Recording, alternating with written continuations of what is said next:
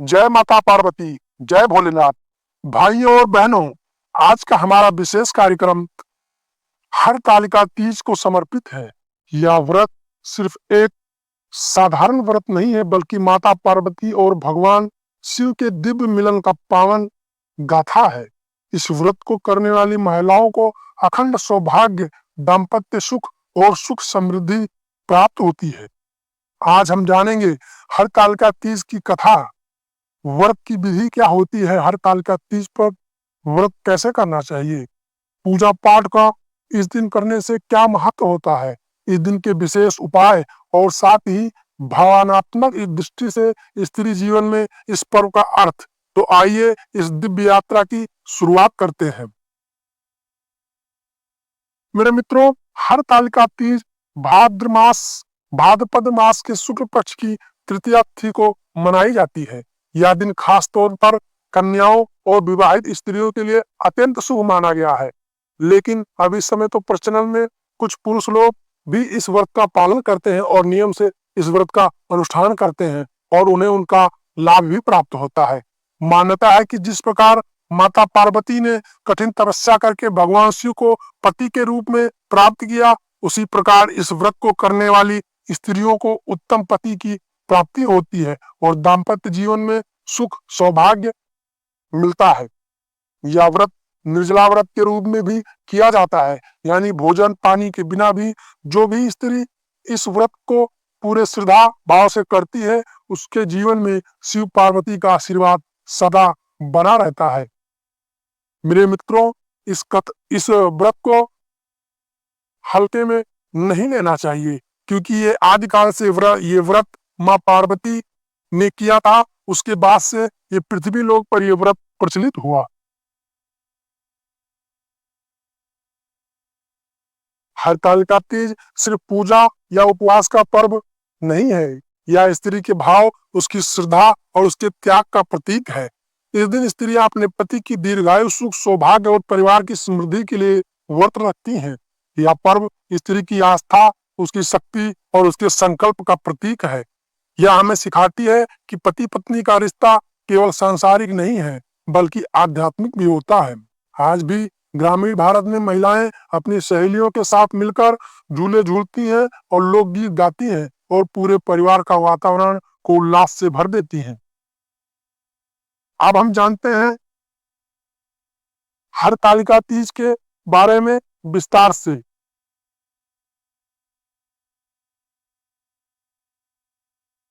उससे पहले जानेंगे हरतालिका तीज की व्रत कथा क्या है। इस कथा को अंत तक जरूर सुनिए।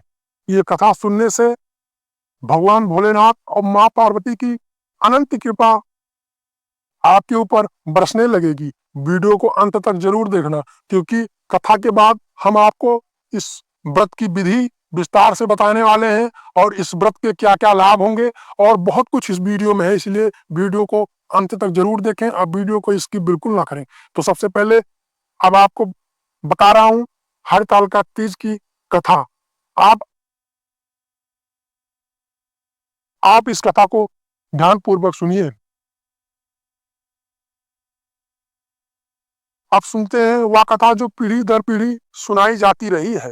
हिमालय की गोद में जन्मी माँ पार्वती छोटी उम्र से ही भगवान शिव को अपने हृदय में बसा चुकी थी। उनका मन किसी और के लिए कभी डगमगाया ही नहीं। लेकिन माता पिता की उनकी यह लगन समझ में नहीं आई। राजा हिमालय चाहते थे कि पार्वती का विवाह भगवान विष्णु से हो। वे बोले, बेटी, भगवान विष्णु महान देव हैं, उनके जैसा वर कहाँ मिलेगा। पर माँ पार्वती का मन चुपचाप शिव में ही रमा रहा। जब विवाह की तैयारी होने लगी, तब उनकी सहेलियों ने उन्हें कहा, हे सखी, या तो अन्याय है, तुम तो शिव जी को चाहती हो, तो क्या किसी और से विवाह स्वीकार करना तुम्हारे लिए उचित होगा। यह सुनकर पार्वती का मन व्याकुल हो उठा। सहेलियां उन्हें वहां से ले जाकर घने जंगल में ले गईं और वहां उन्होंने बालू और मिट्टी से शिव और माँ पार्वती की प्रतिमा बनाकर अनगिनत वर्षों तक कठोर तपस्या करी। माता पार्वती वर्षा, सर्दी, धूप, भूख और प्यास सब सहन कर लिया, लेकिन उनका संकल्प अडिग रहा। एक दिन स्वयं भगवान शिव उनके सामने प्रकट हुए और उन्होंने कहा, हे गौरी, तुम्हारा संकल्प, तुम्हारा तप, तुम्हारी श्रद्धा ने मुझे बांध लिया है। आज से तुम मेरी अर्धांगिनी हो। और फिर यहीं से शुरू हुई शिव पार्वती की दिव्य गाथा। और यही वो दिन था जो बाद में पृथ्वी लोक पर हरतालिका तीज के नाम से कहलाया। हर का अर्थ है सहेलियों द्वारा किया गया अपहरण, उसी से अपहरण शब्द हर से जुड़ा हुआ है। और तालिका का अर्थ है सखियां, सहेलियां, इसीलिए इन्हीं दोनों को मिलाकर हरतालिका तीज शब्द का निर्माण हुआ। इसलिए इसे हरतालिका तीज कहते हैं। यह कथा केवल विवाह की कहानी नहीं है, बल्कि यह संदेश है, दृढ़ इच्छा और भक्ति से असंभव भी संभव हो जाता है।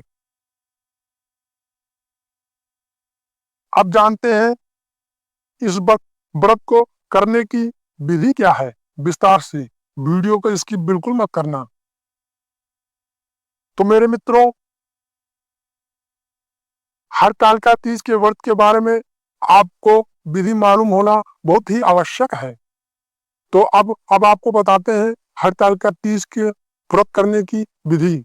सुबह सुबह स्नान करके स्वच्छ वस्त्र धारण करें। देवी पार्वती और भगवान शंकर की मिट्टी या बालू की प्रतिमा बनाकर उनका पंचोपचार पूजन, धूप दीप नैवेद्य और उनको वस्त्र आदि अर्पित करें। सुहागिन स्त्रियां श्रृंगार सामग्री लेकर पूजा करती हैं, पूजा करने जाती हैं। इस दिन 16 श्रृंगार का विशेष महत्व बताया गया है मेरे मित्रों। बेलपत्र, दूर्वा, चंदन, अक्षत, पुष्प, धूप दीप से शिव पार्वती का पूजन करें। रात भर जागरण करें और हरतालिका तीज की कथा का श्रवण जरूर करना चाहिए। इस दिन हरतालिका तीज के दिन तीज की कथा का श्रवण करना अनंत गुना फल प्रदान करता है। अगले दिन ब्राह्मण या किसी जरूरतमंद को धन दान करें, भोजन का दान करें और कुछ दान कर व्रत का पालन करें। विवाहित स्त्रियां अपने पति के लिए और अविवाहित कन्याएं उत्तम वर की प्राप्ति के लिए यह व्रत करती आ रही हैं और उसका भगवान भोलेनाथ अनंत गुना लाभ और आशीर्वाद प्रदान करते हैं। इस दिन स्त्रियों में 16 श्रृंगार करने का बहुत ही महत्व बताया गया है। इस दिन चाहिए जो विवाहित स्त्रियां हैं उनको अपने 16 श्रृंगार करके भगवान भोलेनाथ और मां पार्वती की पूजा करने और अर्चना करने जाना चाहिए। बिना श्रृंगार किए इस दिन शाम की पूजा नहीं करनी चाहिए। अब बात करते हैं विशेष उपाय की। अब जानते हैं हरतालिका तीज पर किए जाने वाले कुछ विशेष उपाय। तो वीडियो को अंत तक जरूर देखें और इसकी बिल्कुल ना करें। वीडियो अच्छा लगे तो लाइक शेयर जरूर कर दें। सोचिए, अगर आप मां पार्वती उस दिन वन में ना जाती तो क्या उन्हें भगवान भोलेनाथ वर रूप में प्राप्त हो पाते? यही रहस्य का हम अगले पल आपके सामने पूरी कथा का विस्तार से आपके सामने वर्णन किया हूं। अब आप सोच रहे होंगे कि इस व्रत को करने की विधि क्या है, वो भी मैंने आपको बता दी। अब जानते हैं इस व्रत को करने का विशेष उपाय। अगर विवाह में आपके बाधा आ रही है तो इस दिन भगवान शिव और पार्वती की माता पार्वती को पीली चूड़ियां और लाल चुनरी अर्पित करना आपके विवाह में आ रही बाधाओं को दूर कर देगा। यह उपाय कोई भी कर सकता है, पुरुष या स्त्री दोनों कर सकते हैं, क्योंकि आस्था से ही सब कुछ होता है। बस आपको ईश्वर में आस्था होनी चाहिए। बिना आस्था के कुछ भी नहीं हो सकता। अगर आपके दाम्पत्य जीवन में कलह हो रही है तो शिव पार्वती को साथ बैठकर पूजा करें और दूध से उनका अभिषेक करें। यह उपाय आपके दाम्पत्य जीवन के कलह को समाप्त कर देगा और आप पति पत्नी के बीच में प्रेम और सामंजस्य की भरमार हो जाएगी। अब आर्थिक संकट अगर आपके घर परिवार में बना रहता है तो उसको दूर करने के लिए आपको एक उपाय बता रहा हूं। आर्थिक संकट दूर करने के लिए शिवलिंग पर शहद से अभिषेक करना और शहद चढ़ाना बहुत ही शुभ होता है। इससे आपके घर में चल रही पैसों की तंगी और आर्थिक संकट का नाश हो जाएगा। अब बात करते हैं जो दाम्पत्य, जो पति पत्नी, जो दाम्पत्य संतान सुख की कामना रखते हैं, उनके लिए इस दिन क्या उपाय किया जाना चाहिए जिससे उन्हें उनके दाम्पत्य में पुत्र या संतान सुख की प्राप्ति हो। संतान सुख की कामना करने वाली स्त्रियां इस दिन बेलपत्र पर ओम नमः शिवाय लिखकर अर्पित करें। अगर हो सके तो, अगर संभव हो तो 108 बेलपत्र पर ओम नमः शिवाय, ओम नमः शिवाय, ओम नमः शिवाय लिखकर समर्पित करें।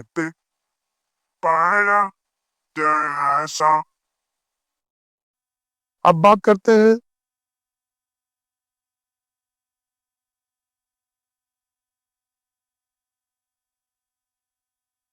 उस उपाय की जिसको करने से आपके जीवन में आ रही समस्त बाधाएं दूर हो जाएंगी।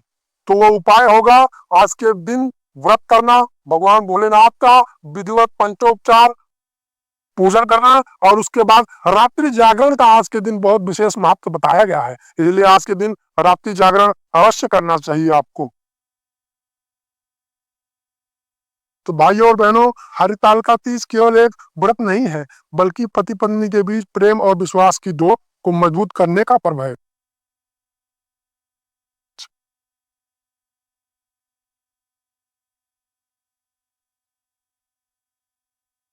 भाइयों और बहनों, हरतालिका तीज केवल एक व्रत नहीं है, बल्कि पति पत्नी के बीच प्रेम और विश्वास की एक डोर को मजबूत करने का पर्व है। माता पार्वती का आशीर्वाद और भगवान शिव की कृपा आप सबके जीवन में सुख शांति और समृद्धि लेकर आए, यही कामना करता हूँ भगवान भोलेनाथ से, यही प्रार्थना करता हूँ। और एक प्रार्थना आप लोगों से जरूर करूंगा कि अगर ये वीडियो आप लोगों को अच्छा लगा हो तो प्लीज इस वीडियो को लाइक कर दें और चैनल को सब्सक्राइब जरूर कर लें, और वीडियो को शेयर भी कर दें, जिससे औरों का भी भला हो सके। और आपका आशीर्वाद समझकर मैं इसी कामना के साथ अपनी वाणी को विराम देना चाहूंगा। जो बहनें और माताएं यह व्रत कर रही हैं, उनके लिए सुहाग की आयु चिरंजीवी हो, और जिन कन्याओं ने व्रत रखा है उन्हें उत्तम वर की प्राप्ति हो। इसी मंगलमय कामना के साथ आज का यह विशेष कार्यक्रम यहीं समाप्त करते हैं। ओम नमः शिवाय। माँ पार्वती, भगवान भोलेनाथ आप लोगों का कल्याण करें। मिलते हैं फिर किसी और नई जानकारी और नई वीडियो के साथ। तब तक के लिए नमस्कार।